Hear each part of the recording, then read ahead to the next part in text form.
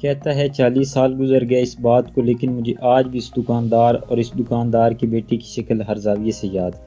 جیسا ہی میرے middle school کا نتیجہ اخباروں میں چھپا، میرے تو پاؤں زمین پر نہیں ٹک رہے تھے۔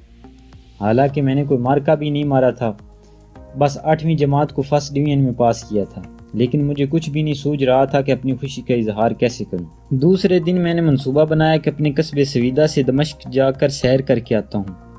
میرے لیے امتحان میں پاس ہونے کا اس سے بڑا جشن نہیں ہو سکتا تھا۔ میری جیب میں 1 لیرے کا سکہ تھا اور 5 لیرے کا کڑکتا نوٹ تھا۔ میں نے سیدھا بس کے اڈے پہ جا کر دم لیا۔ بس والے نے سکے والا 1 لیرہ کرایہ لے لیا، باقی کے 5 لیرے میرے جیب میں موجود تھے۔ میں نے منصوبہ بنایا کہ ان پیسوں سے دمشق کی مٹھائی گھر لے کر جاؤں گا اور مزے کروں گا۔ میرا شامی کیک خریدنے کا تو پکا ارادہ تھا۔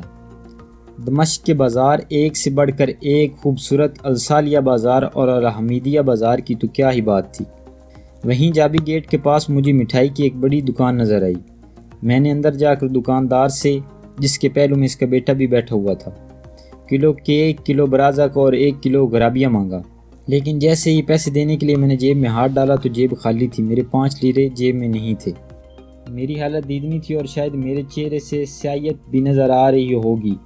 میں نے دکاندار سے معذرت کرتے ہوئے، جناب میں کچھ دیر بعد آؤں گا اپنا سامان اٹھانے کے لیے۔ دکاندار نے مسکراتے ہوئے مجھے دیکھا اور کہا، پیسے گھر بھول آئے ہو؟ میں نے کہا نہیں، پیسے تو میری جیب میں ہی تھے، پورے 5 لیرے کا 1 نوٹ تھا۔ کدھر رہتے ہو؟ دکاندار نے پوچھا۔ سویدہ میں رہتا ہوں، میں نے جواب دیا۔ اچھا ادھر آؤ، پہلے ذرا بیٹھ لو، تھوڑا آرام کرو۔ پھر اس نے چائے کا 1 کپ مجھے بھر کر پکڑاتے ہوئے کہا، میرے بیٹے کے ساتھ بیٹھ کر پیو۔ اتنی دیر میں دکاندار نے جو میرا سامان تول کر رکھا تھا لفافوں میں پیک کر کے مجھے دیتے ہوئے کہا، یہ لو تمہارا سامان، جب کبھی دوبارہ دمشق آنا ہو تو پیسے دے جانا۔ میں نے انکار کرتے ہوئے کہا، سیدی میں نے اتنی جلدی دوبارہ دمشق نہیں آنا، اور پھر یہ چیزیں کوئی ضروری بھی نہیں، معذرت کے ساتھ میں یہ اب نہیں خریدنا چاہتا، آپ رہنے دیجئے، آپ کا شکریہ۔ دکاندار نے کہا، بیٹے تم دمشق ضرور آؤ گے اور مجھے یہ بھی پورا یقین ہے کہ تم میرے پیسے بھی ضرور واپس کرو گے۔ اور اس کے ساتھ ہی دکاندار نے اصرار کر کے مجھے سامان اٹھوا دیا۔ میں سامان لے کر شرمندہ دکاندار اور اس کے بیٹے کو سلام کر کے باہر نکلا۔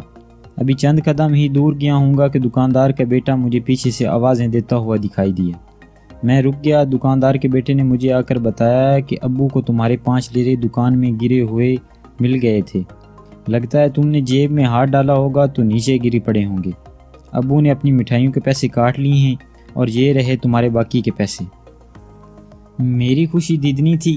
کہاں میں ادھار کے بوجھ تلے دبا یہ سوچتا ہوا جا رہا تھا کہ چلو سامان تو ٹھیک ہے، مگر سویدہ جانے کا کرایہ کس سے مانگوں گا، اور کہاں اب یہ ادھار چکتا ہو گیا تھا۔ کسی کے آگے ہاتھ پھیلائے بغیر کرایہ کے پیسے نکل آئے تھے اور میں ہلکا پھلکا ہو چکا تھا۔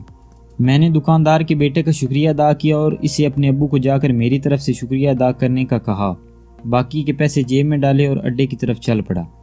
گھر جا کر کپڑے تبدیل کرنے کے لیے میں نے جیسے ہی اپنی پرانی والی پتلون پہنی تو مجھے اپنے 5 لیرے کا نوٹ اسی جیب میں مل گیا۔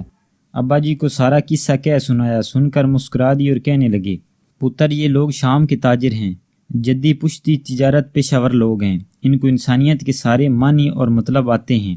بہرحال 5 لیرہ تیرے اوپر قرض ہے، اپنی امی سے کہہ کل پرسوں تجھے میٹھے ڈھوڈے بنا دے، ہماری طرف سے ہدیہ لیتے جانا۔ 5 لیرہ قرض بھی اتارنا، ہماری طرف سے شکریہ ادا کرنا اور ہماری طرف سے سلام بھی کہنا۔